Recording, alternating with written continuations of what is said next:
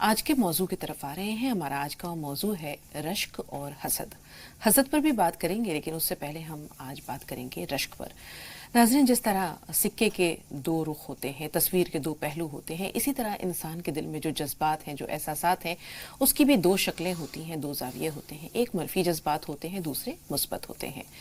تو رشک جو ہے وہ ایک ایسا جذبہ ہے جو دل میں اچھے جذبات بھی پیدا کرتا ہے، مثبت جذبات پیدا کرتا ہے اور انسان کو خیر اور بھلائی کے کاموں کے لیے ایک دوسرے پر سبقت لے جانے پر آمادہ کرتا ہے.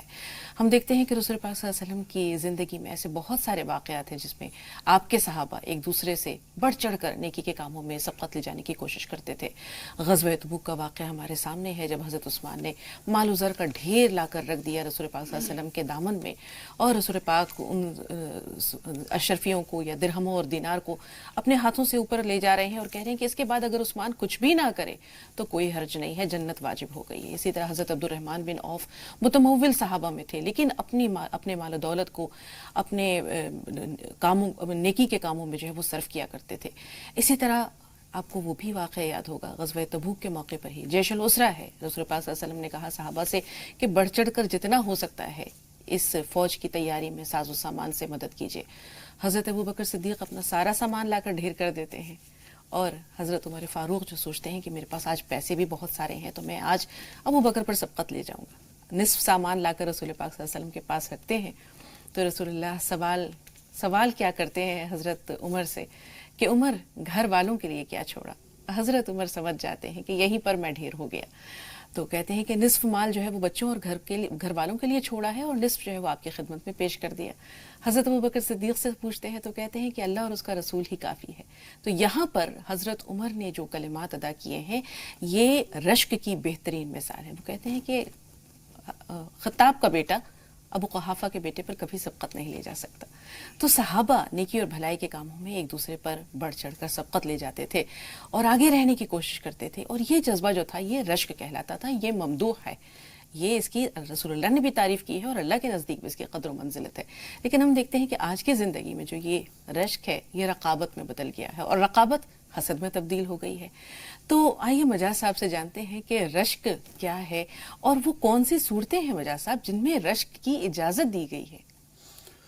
الحمدللہ رب العالمین والصلاة والسلام علی رسول الکریم وعلی آلہ وصحبہ اجمعین، اما بعد. اعوذ باللہ من الشیطان الرجیم، بسم اللہ الرحمن الرحیم. رب اشرح لی صدری ویسر لی امری واحلل عقدۃ من لسانی یفقہوا قولی.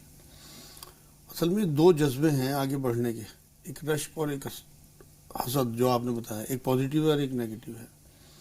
رشک مثبت سوچ ہے اور حسد منفی سوچ ہے.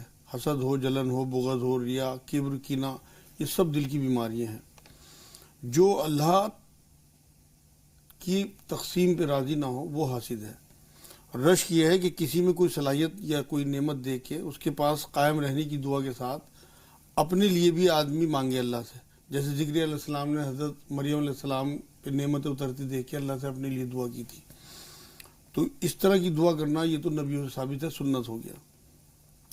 جیسے آپ ہیں، آپ کو دیکھ کے کوئی اینکر یہ چاہے کہ میں بھی اس طرح کی دین کی بات کروں، لوگ میری بھی بات سنیں، میرے سے محبت کریں، میرے لیے بھی مطلب ایسا معاملہ ہو کہ آخرت کا توشہ بن جائے، تو یہ تو ہو گیا رشک.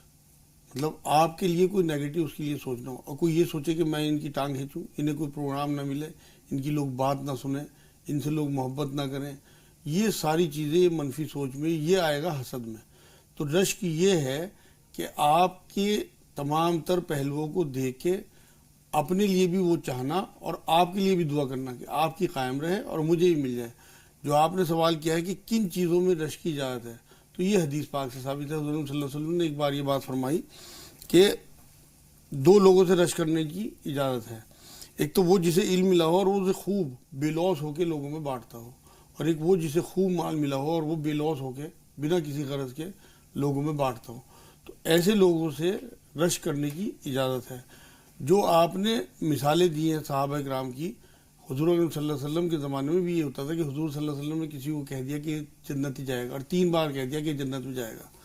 تو صحابہ کرام جو ہے وہ رشک کیا کرتے تھے اور اس طرح کے کاموں کی کوشش کیا کرتے تھے کہ کسی طرح حضور صلی اللہ علیہ وسلم کے زبان مبارک سے ہمارے لیے بھی نکلے کہ ہم بھی جنتی ہیں.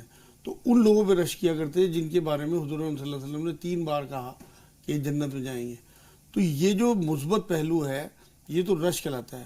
لیکن لوگوں کی ٹانگ کھینچنا، ان کے لیے یہ جذبہ رکھنا کہ انہیں کیوں مل گیا، اصل میں آپ یہ دیکھیں کہ اچھی تعلیم ہو، اچھی شکل ہو، اور یا کار ہو، گھر ہو، اچھے بیوی بچے ہوں، خوبصورتی ہو، یہ سب چیزیں آپ کو دینے والا اللہ ہے. اور جو لوگ حسد کا پہلو رکھتے ہیں اپنے اندر، وہ اللہ کی تقسیم پہ سوالیہ نشان لگاتے ہیں. اس لیے یہ بالکل نیگیٹو پہلو ہے اور اس کے اثرات بہت ہیں. اللہ رب العزت نے قرآن میں جو سورہ فلق اتاری ہے وہ اتاری ہی اس لیے ہے کہ حسد کے ضرور ایسے نیگیٹو پہلو ہوں گے جو اثرات ڈالتے ہوں گے. ہم اس طرف بھی آئیں گے مجاز صاحب. جیسے آپ نے کہا کہ رشک کی اجازت ہے، اور رشک میں انسان کچھ یہ چاہیے کہ وہ کچھ ایسے کلمات ضرور ادا کرے جس سے کہ صاحب نعمت کی نعمت باقی رہے. اللہ نے اسے جو چیزیں عطا کی ہیں، جو خوبیاں عطا کی ہیں، اوصاف عطا کی ہیں، نعمتیں باقی. ہم یہ دیکھتے ہیں کہ صحابہ اکرام بڑی پیاری باتیں کیا کرتے تھے. ماشاء اللہ، بارک اللہ، لا حول ولا قوت الا باللہ. تو یہ تمام چیزیں، یہ کلمات ایسے ہیں جس سے کہ انسان کا مثبت جو پہلو ہے یا خیر کا جذبہ ہے یہ ابھر کر سامنے آتا ہے.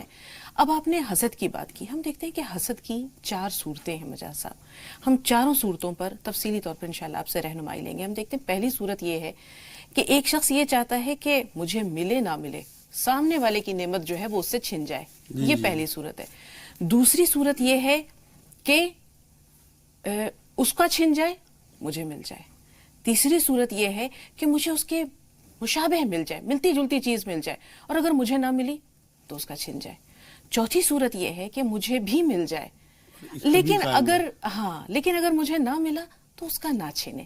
یہ جو ہے یہ کمتر درجہ ہے حسد کا. اب ہمارے پہلی صورت کی طرف کہ مجھے ملے نہ ملے لیکن اس کا چھن جائے.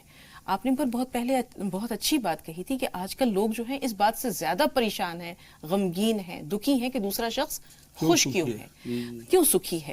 تو یہ جو پہلی صورت ہے یہ سب سے زیادہ مبغوض ہے، اور اس سے انسان کی جو خباثت نفسی ہے وہ ظاہر ہوتی ہے. اور آج ہمارے معاشرے میں یہ بہت عام ہے مجاز صاحب. جی اصل میں تو یہی ہے، یہ شیطانی عمل ہے.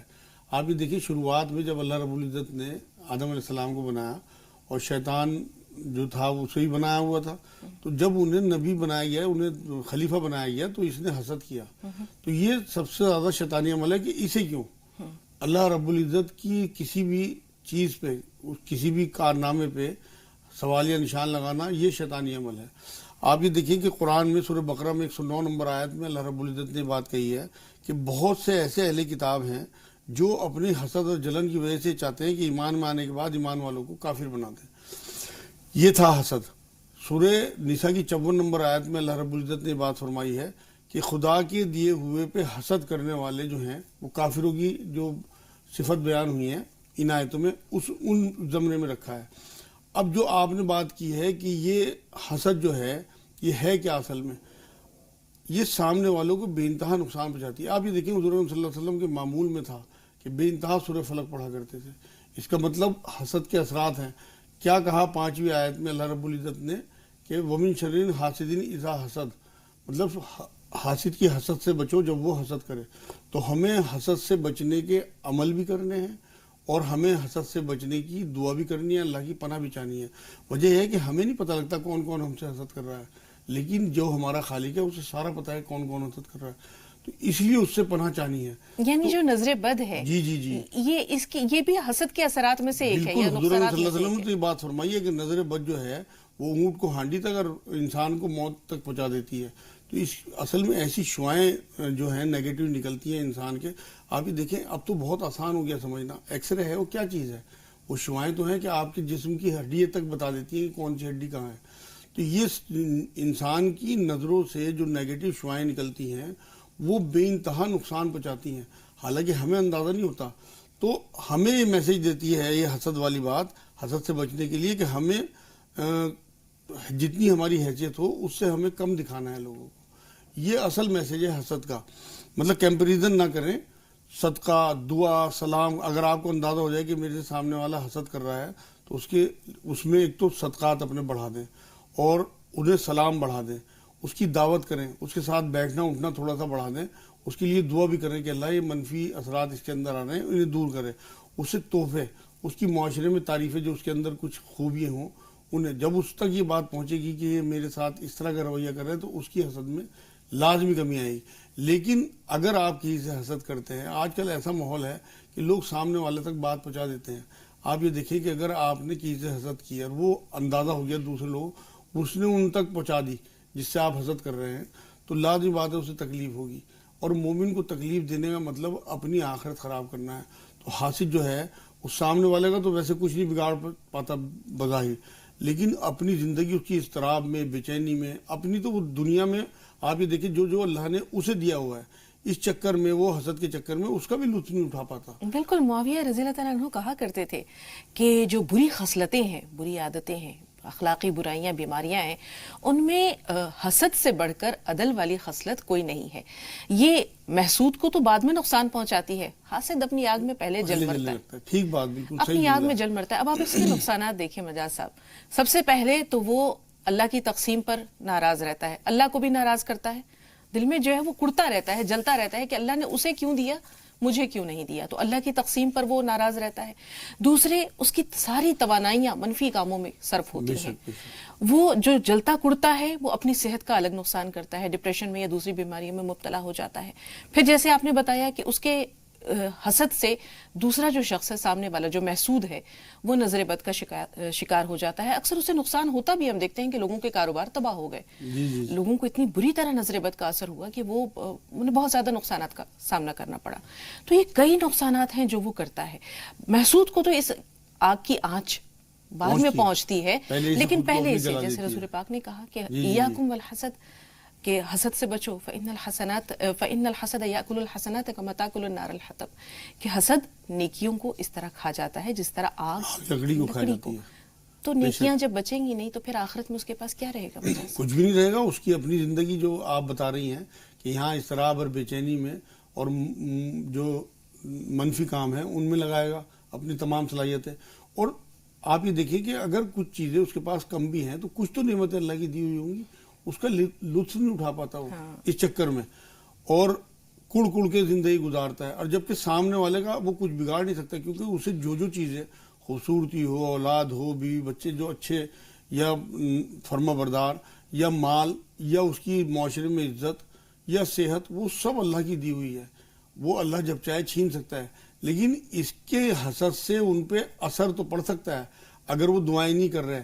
سورہ فلق اللہ رب العزت نے دی اسی لیے ہے، حضور صلی اللہ علیہ وسلم سے ثابت کرا دیا کہ حضور کثرت سے اسے پڑھتے تھے. اس کا مطلب حضور کو پتہ تھا کہ اس کے بے انتہا اثرات ہوں گے حسد کے. تو ہمیں حسد سے بچنے کے عمل بھی کرنے ہیں، دعا بھی کرنی ہے، اللہ کی پناہ بھی چاہنی ہے. دراصل حسد کا جو معاملہ ہے نا، حاسد جو ہے اپنا چین سکون ظاہری زندگی میں جو ہے نا، اسے ظاہری زندگی کو تلخ کیے رہتا ہے اور باطنی بھی اپنی خراب کرتا رہتا ہے زندگی، کیونکہ کڑتا رہتا ہے. دونوں زندگیوں میں بربادی کا سبب ہے حسد. بالکل. دوسری قسم کی طرف آ رہے ہیں مجاز صاحب، جیسے کہ اس کا چھن جائے اور مجھے مل جائے. ایسا ہوتا تو ہے نہیں، اس کے بارے میں بھی آپ نے بہت تفصیل سے بتا دیا. یہ دوسری قسم کو ہم نے ڈیفائن کر لیا. تیسری قسم یہ ہے کہ اس سے ملتی جلتی چیز مجھے بھی مل جائے. اللہ سے تو ہر انسان مانگتا ہے، طلب کرتا ہے، لیکن اس میں یہ جذبہ کہ اگر مجھے نہ ملی تو اس کی نعمت کو زوال ہو جائے، اس کی نعمت چھن جائے. یہ حسد کی تیسری قسم ہے. اس کے نقصانات کیا ہیں؟ اس کے تو نقصانات آپ یہ دیکھیں کہ اس چکر میں کہ مجھے نہیں ملا اسے کیوں ملا، یہ بھی وہی اللہ کی تقسیم پہ نشان لگانا ہے. آپ یہ دیکھیں کہ اگر کسی کو کوئی چیز اللہ رب العزت نے دی ہے، دیکھیں قرآن یہ کہتا ہے سورہ فجر میں 15 نمبر آیت آپ پڑھیں، اس میں اللہ رب العزت نے بات کہی ہے کہ بھئی جو چیزیں میں نے دنیا میں لوگوں کو دی ہیں، سورہ انبیاء میں بھی یہ بات کہی ہے اللہ رب العزت، وہ سب ان کی آزمائش کا حصہ ہے.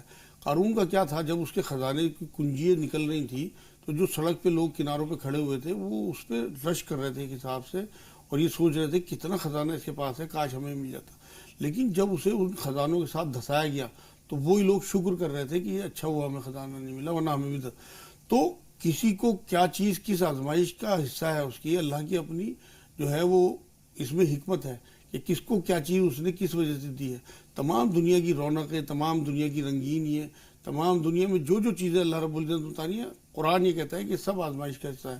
مان لو وہ تو اس کی آزمائش کا حصہ ہے اور آپ اس سے حسد کر رہے ہیں.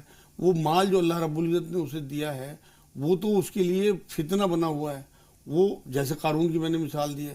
اور آپ اس سے حسد کر رہے ہیں تو آپ بھی اسی کے ساتھ ڈوبیں گے. تو یہ اتنا بڑا نقصان کرتا ہے حاسد اپنا کہ اس کا بھی ڈوب جائے تو ظاہر سی بات ہے اگر اس کا ڈوبے گا تو بھی اس کے ساتھ جائے گا. تو وہ لوگ شکر منا رہے تھے, قرآن کی آیت ہے یہ کہ اچھا ہوا ہمیں مال نہیں ملا. تو کون سی چیز اللہ رب العزت نے کسے کیوں دی ہے یہ تو اسے پتا ہے. ہمیں تو ہر حال میں اس دنیا سے پار جانا ہے. جو چیزیں اللہ رب العزت نے ہمیں دی ہیں ان پہ شکر بجا لانا ہے, انہیں اپنی صلاحیت نہیں سمجھنا. ورنہ ہم قارون کے زمانے میں آئیں گے. جب قارون سے موسیٰ علیہ السلام نے یہ بات کہی کہ بھائی اسے اللہ کی راہ میں بانٹو, تو اس نے یہ تو میرا اپنا کمایا ہوا ہے. تو اب جو چیزیں اللہ کی طرف سے ہمیں ملی ہیں, کوئی بھی ہو, چاہے خوبصورتی ہو, چاہے مال ہو, چاہے صلاحیت ہو, چاہے علم ہو, وہ سب اللہ رب العزت کا دیا ہوا اگر ہم مانتے ہیں تو ہم رسولوں کے راستے پہ ہیں.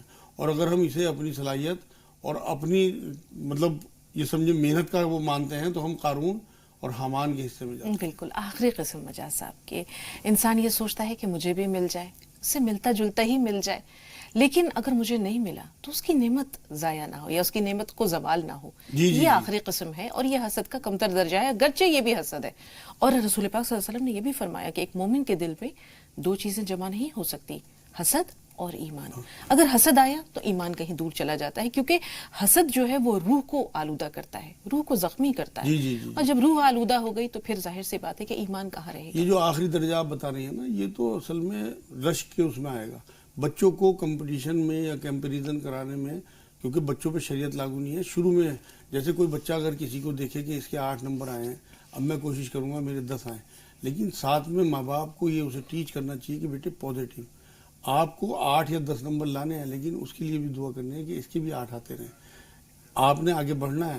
حالانکہ اسلام جو ہے نا وہ تو یہ تعلیم دیتا ہے کہ ہم نے تمام تر کام جو ہیں وہ صرف اللہ کی رضا کے لیے کرنے ہیں. کسی قسم کا کوئی ہم نے کسی سے کمپٹیشن نہیں کرنا, کوئی میچ نہیں ڈالنا. بات یہ ہے کہ ہمارا ہر کام اللہ کی رضا کے لیے ہونا چاہیے. لیکن بچوں کو آگے بڑھانے کے لیے, کمپٹیشن میں آگے بڑھنے کے لیے, ان کے لیے لیکن مثبت سوچ کے ساتھ یہ بتا دیا جائے کہ بیٹے جس کلاس میں آپ ہو اس میں آپ کے تمام بہن بھائی ہیں, آپ نے کسی جو بہترین اسٹوڈنٹ ہیں ان تک پہنچنا ہے, لیکن ان کے لیے دعا کے ساتھ کہ ان کے بھی 8 آتے رہیں اور آپ کے 8 یا 9 آئیں. تو یہ جو بات ہے جو آپ نے آخری جملہ کہا ہے کہ آخری جو اس کی صفت ہے حسد کی, وہ رشک کے جملے میں چلے. حالانکہ رشک بھی کوئی بہت بڑھیا چیز نہیں, جتنا حضور بتا گئے اس سے زیادہ رشک کرنا یا اس طرح کی کمپٹیشن کرنا اسلام کا فلسفہ نہیں ہے. اسلامک فلسفہ تو یہ ہے کہ آپ نے تمام تر کام رسول اکرم صلی اللہ علیہ وسلم کے تابع ہو کے اور اللہ کی رضا کے لیے کرنے ہیں. تب آپ اللہ اس کے رسول کے فرما بردار, اور صحیح معنوں میں فرما برداری ہی سب کچھ ہے. تبھی ہم حسد سے, جلن سے, بغض سے, کینہ سے, کبر سے, ان سب بیماری جو دل کی بیماری میں نے بتائی ہیں ان سب سے ہم بچے رہتے ہیں. بالکل مجاز صاحب 2 کالر ہیں ہمارے ساتھ, آئیے بات کر لیں. پروین صاحبہ پہلے آپ سے مخاطب ہیں, فرمائیے کیا سوال ہے.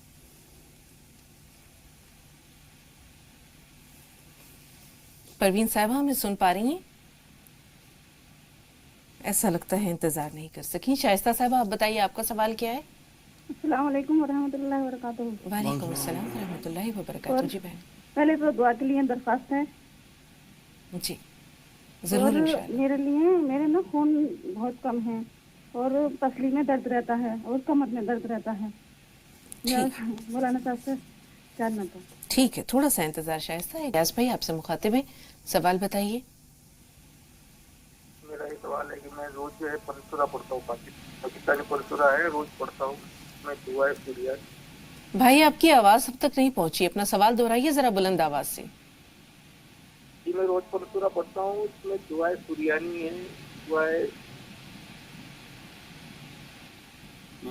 جی ٹھیک ہے, جو کچھ پہنچا انشاءاللہ رہنمائی ملے گی. ریاض بھائی آپ بتائیں آپ کا سوال کیا ہے.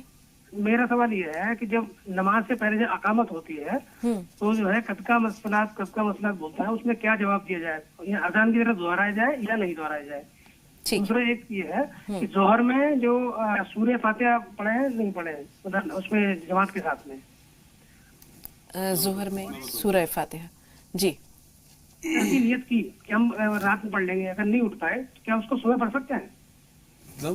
یہ بات آپ کی پہنچی نہیں ریاض بھائی, ہم تک سمجھ میں نہیں آیا ہے. کون سے والا یہ جو ظہر کے آپ بتا رہے ہیں سورہ فاتحہ. میں کہہ رہا ظہر میں جو کیا ہوتا ہے, جو پیچھے نماز پڑھتے ہیں تو لوگ سورہ فاتحہ پڑھے یا نہیں پڑھے جائے. وہ تو ہو گئی, اس کے بعد جو یہ کہہ رہے ہیں. اس کے بعد آپ نے کیا کہا کہ صبح. اس کے بعد میں نے یہ کہا جیسے اگر عشاء کی نماز میں اگر ہم نے نیت کی कि हम जो बितर है सोने के बाद पढ़ लेंगे या कुछ देर अगर आंख नहीं खुली हाँ। तो उनको सुबह पढ़ सकते हैं या नहीं पढ़ सकते? जी ठीक है जी मिजाज साहब, वित्र के बारे में बता दें पहले, नमाज वित्र के बारे में। हाँ, वित्र जो हैं वो वाजिबात में से हैं और उनकी क़ज़ा भी इन्हें पढ़नी चाहिए। अगर किसी मजबूरी के तहत ये बीच में नहीं उठ सके तहज्जुद में और आंख नहीं खुली तो फजर में उठते ही सबसे पहले वित्र पढ़ दें, क़ज़ा वित्र होगी, उसके बाद फिर फजर की नमाज़ पढ़ें। और इकामत के बारे में इन्होंने पूछा है। इकामत जो है वो एक मनादी है कि मस्जिद में चारों तरफ जहाँ जहाँ लोग हों उन्हें पता लग जाए कि जमात खड़ी हो गई। उसमें जवाब देने का कोई वो नहीं है, सिर्फ रसूल अकरम सल्लल्लाहु अलैहि वसल्लम ने ये बात कही है कि मेरा नाम नामी आए तो मुझ पर दुरूद शरीफ भेजो। तो जब रसूल अकरम सल्लल्लाहु अलैहि वसल्लम का नाम आए तो सल्लल्लाहु अलैहि वसल्लम कह दें, उसके अलावा किसी बात का कोई जवाब नहीं देना। अजान के जवाब के बारे में तो हदीसें मिलती हैं। इकामत के लिए सिर्फ और सिर्फ रसूल के नाम पे हमें दुरूद शरीफ भेजना है और किसी किस्म का कोई जवाब नहीं देना। सूरह फातिहा के बारे में इन्होंने पूछा है। हुज़ूर सल्लल्लाहु अलैहि वसल्लम की हदीस पाक है कि जिसने सूरह फातिहा नहीं पढ़ी उसकी कोई नमाज नहीं। तो जब इमाम साहब तिलावत कर रहे हों, क्योंकि कुरान की आयत है कि जब कुरान पढ़ा जाए तो खामोश रहो और गौर से सुनो ताकि तुम पे रहमत हो, तो उस टाइम तो सूरह फातिहा ना पढ़ी जाए। लेकिन जो ऐसी नमाजें हैं, खामोश नमाजें, जिसमें इमाम साहब भी खामोश होते हैं, तो आप बिल्कुल दिली दिल में या ज़बान से सूरह फातिहा पढ़ लिया करें। ये ज़्यादा फजीलत की बात है। वैसे अपने करीब के उलमाए दीन से आप फतवा लें उस बारे में, तो वो ज़्यादा बेहतर रहेगा, क्योंकि किसी भी किस्म की कोई कबाहत दिल में या कोई गिल्टी नहीं रहनी चाहिए। दीन के मामले में बिल्कुल क्लियर रहना चाहिए। जी, इलियास भाई का सवाल है कुछ शायद वज़ाइफ के बारे में, दुआए हिज़्बुल बहर कुछ। हाँ, वो पंसुरा पढ़ते हैं। मेरी तमाम नाज़रीन को ये राय है कि सुन्नत पे रहें। हुज़ूर सल्लल्लाहु अलैहि वसल्लम जिस तरह से हमें अलहम्दु शरीफ से लेकर सूरह फातिहा से नास तक कुरान दे के गए हैं, उसी तरतीब से कुरान को पढ़ा जाए। लेकिन बीच में अगर इस तरतीब से भी आप पढ़ रहे हैं तो आप बीच में पंसुरा या कुछ दुआएं कुरान की पढ़ रहे हैं तो कोई हरज नहीं है।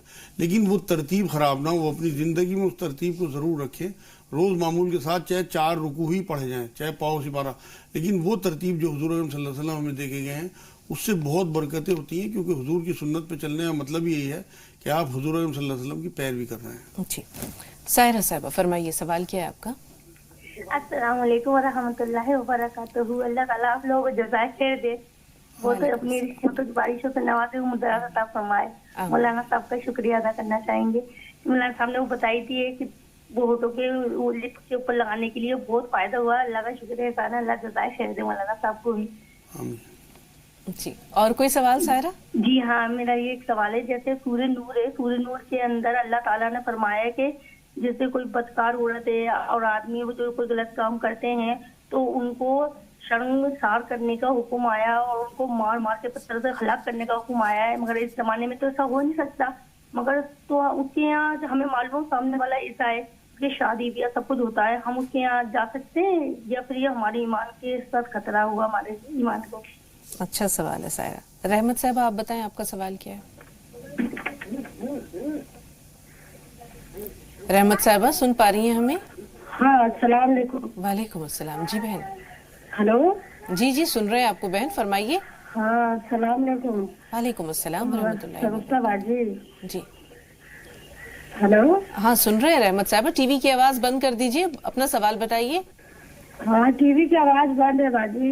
जी, बात जारी रखिए। हम बहुत परेशान है, कब से आपको 2 साल से हम फोन लगा रहे लेकिन लग रहा नहीं मेरा फोन। हम मेरा बच्चा छोटा वो भी बहुत रोता है। मिजाज साहब से हम ये पूछना चाहते हैं जी। उम्र क्या? उम्र 2 साल का बच्चा है, बहुत रोता है जी। इसके अलावा कोई बात?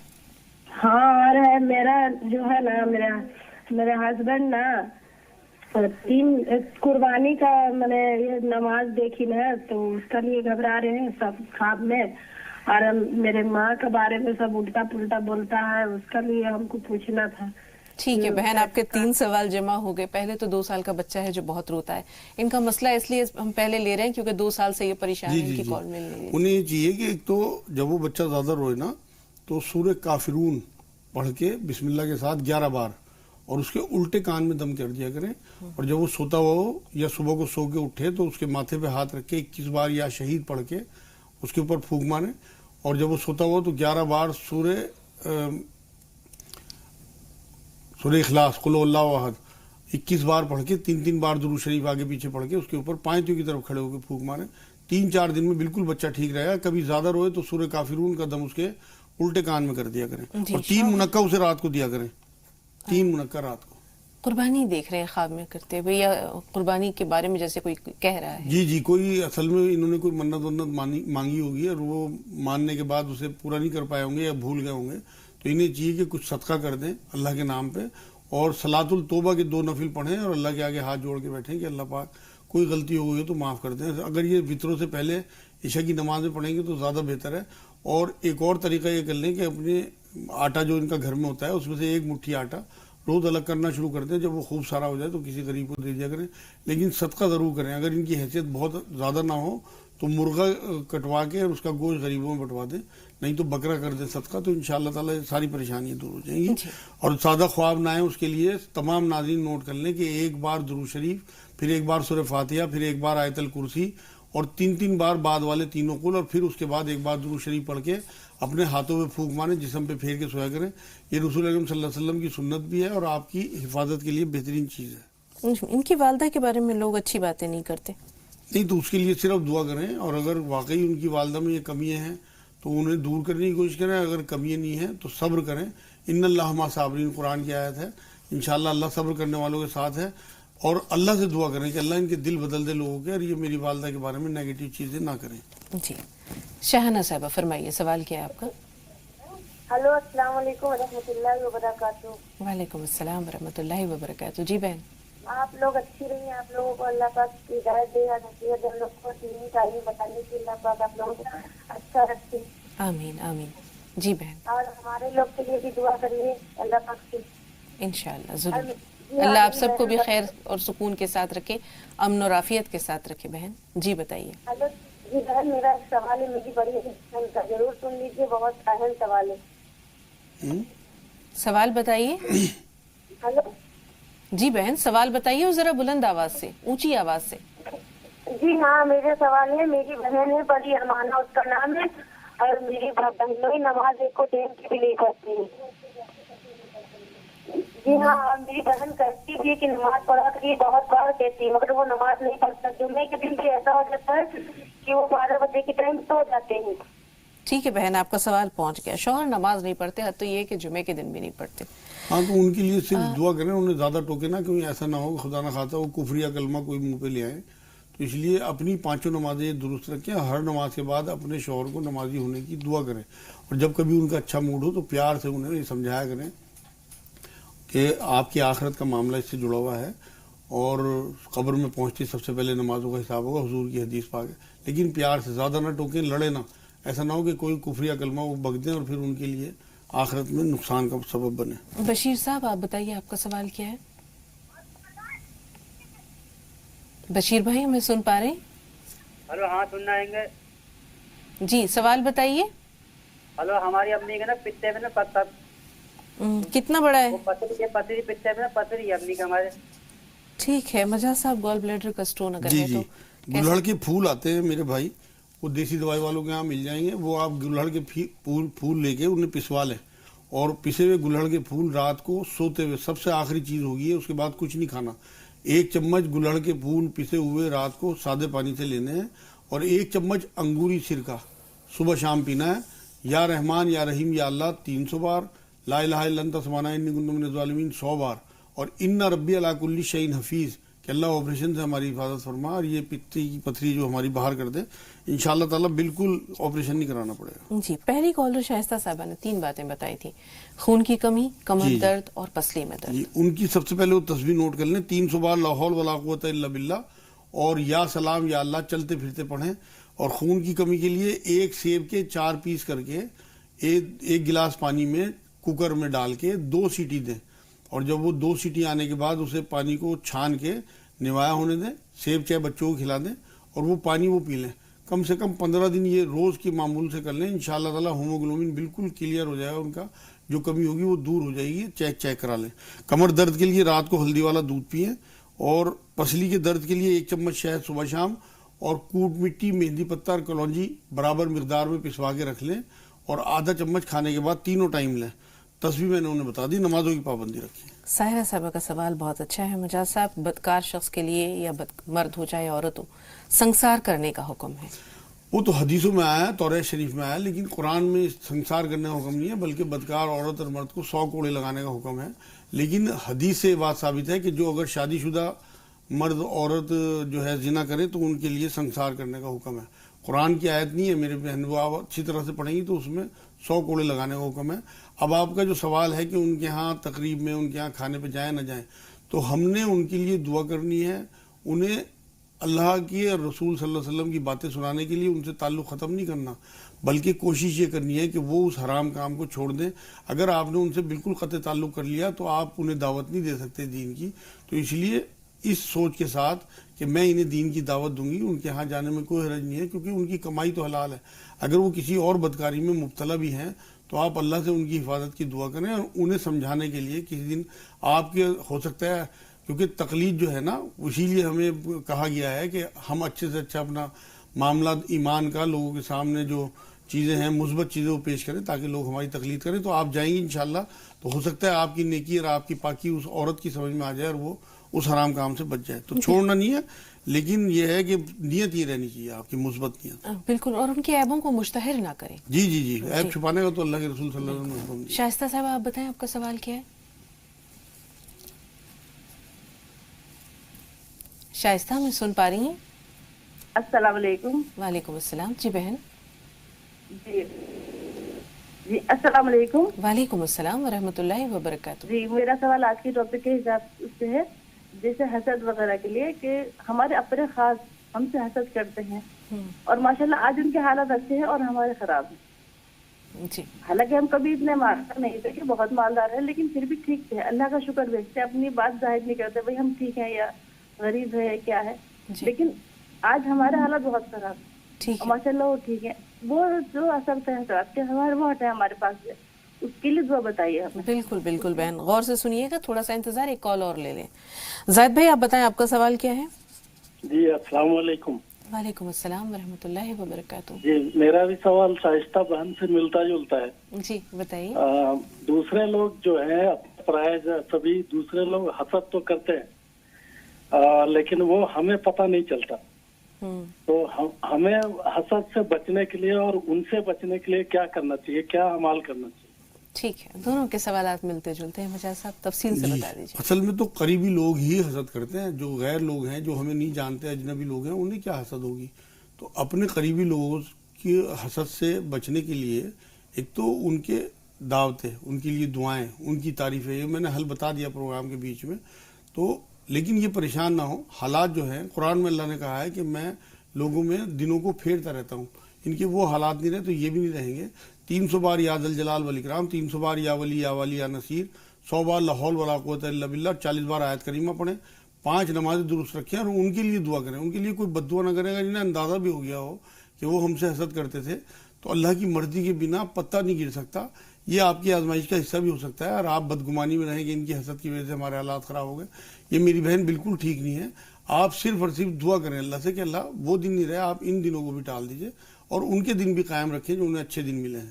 انشاءاللہ تعالیٰ آپ کی مثبت سوچ، مثبت تسبیحات اور نمازیں آپ کو پھر دوبارہ سے دن بدلنے انشاءاللہ شروع ہو جائیں گے. آپ ایک بار وہ تسبیح دہرا دیں. جی 300 بار یا ذل جلال والاکرام، 300 بار یا ولی یا نصیر، 100 بار لا حول ولا قوت الا باللہ اور 40 بار آیت کریمہ. اب دوسرا سوال ان صاحب کا کیا تھا؟ دوسرا بھی تو سوال تھا اس سے متعلق. ان کا بھی یہی تھا کہ اچھا کس طرح سے بچیں. ایک تو میرے بھائی عمل کرنا ہے حسد سے بچنے کا اور اللہ سے دعا بھی کرنی ہے.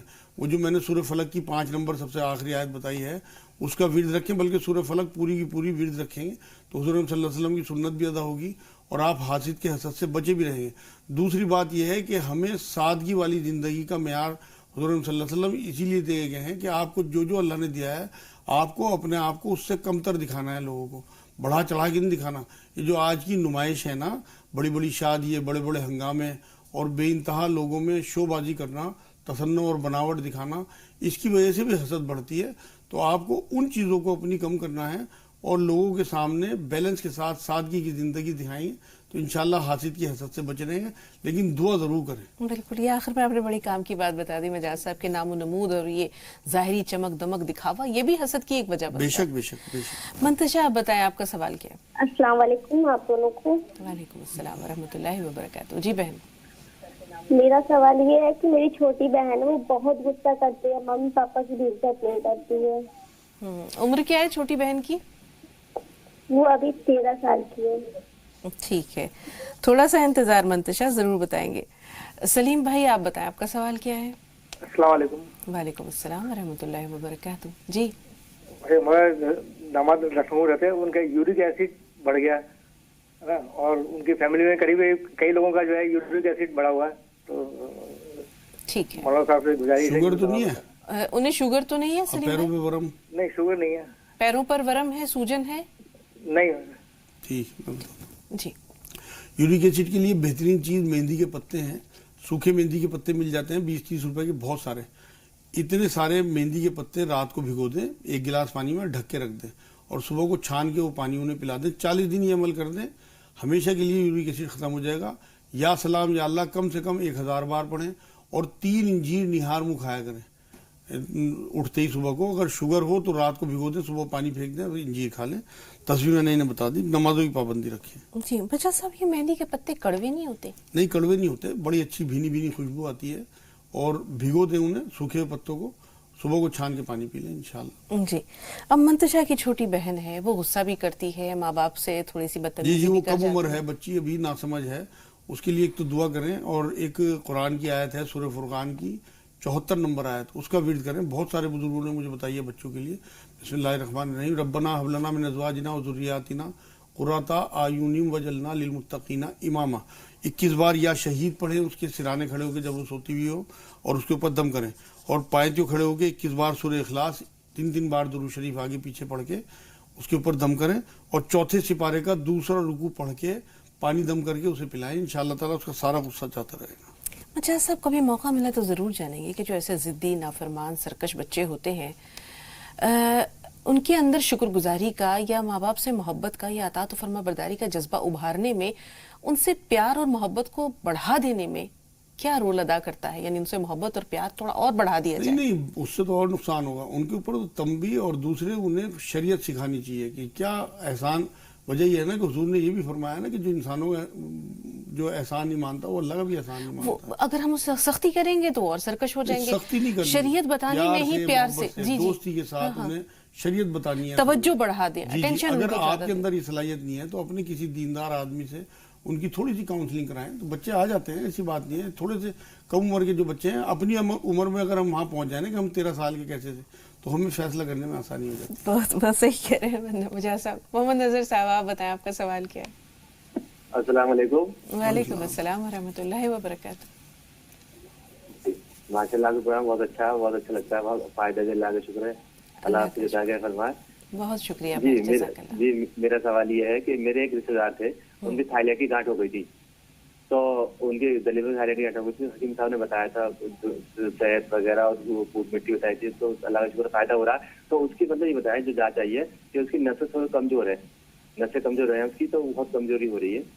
मैं बताता हूं। और एक सवाल ये मेरा, और दूसरा सवाल ये, एक मेरे रिश्तेदार है, उनके जो सीने में जो जलन सी रहती है, मतलब गैस बनती है उनके, तो उसकी नहीं हकीम साहब उनकी नहीं बता दें। और मेरे एक बच्चे बहुत कमजोर है, थोड़ा पनपने के नहीं, उसकी नहीं है कोई। बच्ची कितनी बड़ी है नजर भाई?